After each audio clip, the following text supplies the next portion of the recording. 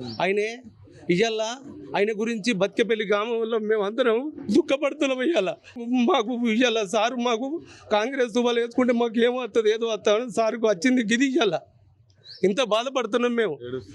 అయినరా 40 మంది పాలేరు 60-70 ఎకరాల భూమి మామిడి తోటలు అరొక్కటి సార్ దగ్గర ఉండే. మా బాపులో 40 మంది పాలేర్లు ఉన్నారు. ఇవాళ ఒక్క మనిషి లేకుండా అయిపోయాడు. ఆయన ఏం సంపాదించుకున్నాడు చెప్పారు గింత. సార్ ఎప్పటికైనా కానీ ఏ రాజనీతి క్యాండిడేట్కైనా కానీ తెలిసిన మనిషి ఇష్టం ఉండదు సార్. నేను ఎక్కువ మాట్లాడలేను సార్. బతికేపల్లి గ్రామంలో ఆయనకు 70 ఎకరాల భూమి ఉండే. 1983లో కాంగ్రెస్ తువాలు వేసుకున్నప్పుడు ఇవాళ 5 గుంటల భూమి లేదు సార్కు. చెప్పండి, 40 మంది పాలేర్లు బర్రెలు గొర్రెలు అన్ని రకాల భూములు దాకా ఉండే.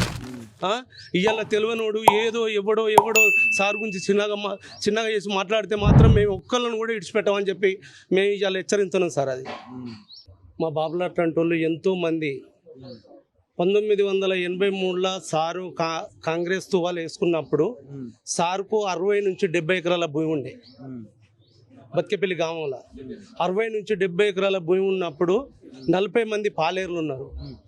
ఇవాళ కాంగ్రెస్ తువాలా వేసుకున్న నుండి ఇప్పటి వరకు బతికేపల్లి గ్రామంలో ఎంతో కమిటీ వాళ్ళకు రైతు సంఘాలకు అరొక్కలకు సంఘాలకు భూములు ఇచ్చి ఆయన పెద్ద మనసుతో ఇచ్చిన రోజులు ఉన్నాయి.